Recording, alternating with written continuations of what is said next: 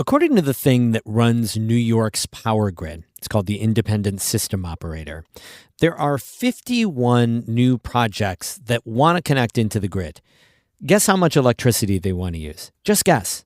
12,670 megawatts. That's 12 gigawatts, enough to power 12 million homes. Many of those projects are data centers, including one in Massena. The legislature passed a moratorium on data centers, but will the governor sign it? That's today's story of the day. Support for Story of the Day comes from Morja Wealth Management, serving the North Country for 3 generations. MorjaWM.com.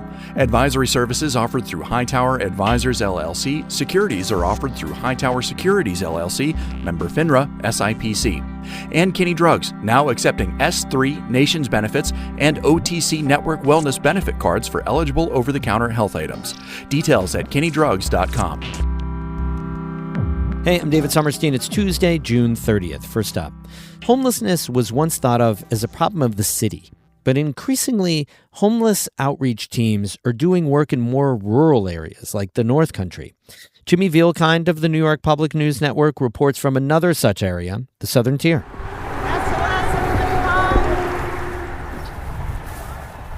Julie Overton is walking through tall grass by a highway outside Corning, about 75 miles west of Binghamton, near the Pennsylvania border. She's a social worker who's part of a state-funded program called SOS. Their mission is to help connect homeless people to housing and other services. He lifted the tent. There's somebody in that white one definitely does not want to be seen, so we'll leave supplies by it, and then we'll come back to this location and try to make a connection. Annual survey results show homelessness rose around the state after the pandemic, prompting state officials to expand their outreach. SOS first launched in New York City, where it's easier to spot people needing shelter. But its recent expansion to smaller, rural places like the Southern Tier has required new tactics for reaching people in need. It's harder because the people are hiding. That's Butch Andreas. He led the team along railroad tracks and under overpasses, looking for fresh litter and warm coals from recent campfires.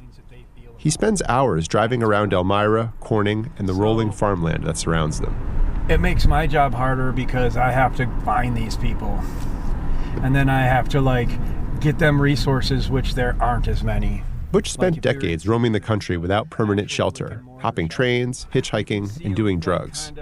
He's what SOS calls a peer, and he says his experiences help him connect with people. It comes later when I start talking about things that they have experienced, that I know about, and it is because it's like the way I talk about it. I'm jaded, and it bothers me in that different way, and I'm like, it comes out in the slang that I say too. So the SOS team does outreach like this at least once a month.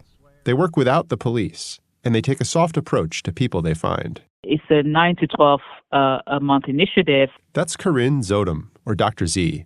She oversees the program for the State Office of Mental Health. The model consists of, outreach, low-hanging fruit, connect people quickly to services, helping them with housing, helping them remain in housing, and slowly backing off to ensure that they have the skills they need and the support they need to be able to function independently. It can take a while to see that progress. We drive to a library in downtown Elmira. Julia's meeting with a 49-year-old man she's been helping named Mike Miller.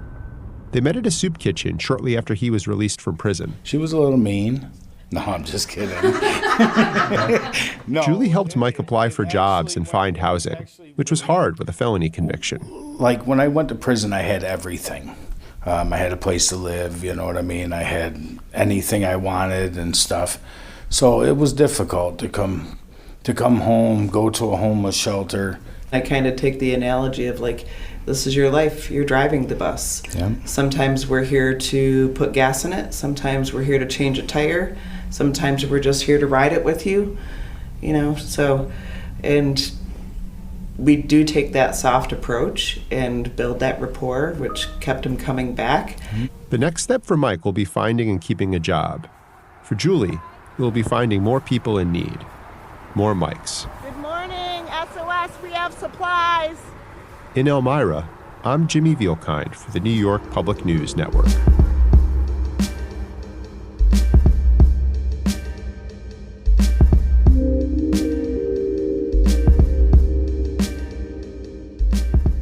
Data centers are igniting strong opposition in communities across the U.S. right now.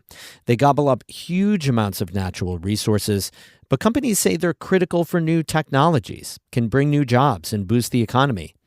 In New York State, lawmakers passed a 1-year moratorium on new data centers during its most recent legislative session. And it's now up to Governor Kathy Hochul on whether she'll sign the bill. A North Country lawmaker is calling on her to toss it out, but some local advocates say the bill doesn't even go far enough. Catherine Wheeler reports. The Responsible Data Center Development Act would put a 1-year statewide moratorium on approval of data center projects over 20 megawatts. It would also require an environmental impact analysis, make energy efficiency rules, set labor standards at data center construction sites, and would ensure companies invest in their host communities. Earlier this month, Governor Kathy Hochul told reporters she's still weighing the decision. Before I talk about the moratorium, which I have to review, I've also want to make sure that New York communities that have plans for them right now are doing the right thing and getting the best deal they possibly can. If Hochul signs the bill into law, New York would be the first state to temporarily ban data centers. Other states have and are considering similar measures. Maine's Democratic governor recently vetoed a moratorium. Watertown-based Assemblyman Scott Gray says Hochul should do the same for a few reasons. One is economic. It sends the wrong signals to developers, economic developers, that New York can't handle it or is not prepared or is not welcoming it. Gray says he also thinks the legislation is duplicative. Back in February, Hochul announced that the New York State Public Service Commission was beginning to study the state's energy transmission system and how development, like data centers, would impact the grid, economic growth, and ratepayers. Gray says the state should let that process play out. The governor's already approached this topic and is already taking the concerns that people have expressed and putting them at the PSC and say, figure this out and get back to us. Data centers are a touchy issue across the country right now. A recent Gallup survey shows that roughly 70% of Americans don't want them built where they live. People are also worried about the massive amount of water needed to keep them cool, the high energy demand, and that it could drive up their own electricity costs. That could make energy more expensive at a time when we're supposed to be transitioning to renewables due to climate change. In Massena, a data center project has drawn strong public pushback. North Country Co-Location Services wants to build a 1.5 million square feet, 635 megawatt data center near the St. Lawrence River. A group from Akwesasne has been leading the charge against the project. Ronnie Sunday with Mohawks United in Safety and Health says her group opposes the proposal because of the potential water quality and other environmental impacts. The Akwesasne community has a long and painful history of pollution from nearby industries. Sunday says the proposed statewide moratorium doesn't go far enough. 1 year is way too soon because a lot of these projects can still continue to work in this 1 year. So by the time that the 1 year is up, they kind of have all of their ducks in a row to be able to proceed. And I think that it should have been at least a 3-year moratorium. Sunday says going forward, the group is advocating for a total ban of data centers locally. A lot of power for approving data centers lies with cities, towns, and villages, thanks to the state's home rule law. Assemblyman Scott Gray says that's what he wants, the state to provide some guidance, but for communities to decide. It is incumbent on the state government to provide a regulatory framework that allows these to proceed if the local communities so choose. So we're the framework, they're the ultimate decision makers. Gray says that's why he's proposed a new bill that would ensure companies would have to pay for their facilities without passing the burden on to ratepayers and require certain building and setback rules. Governor Hochul has until the end of the year to approve a moratorium on data centers or veto it. Catherine Wheeler, North Country Public Radio. We have more news all the time on our website, ncpr.org. Music today by Jared Sommerfeld of Potsdam and Ramon Vasquez of Malone. I'm David Summerstein, North Country Public Radio.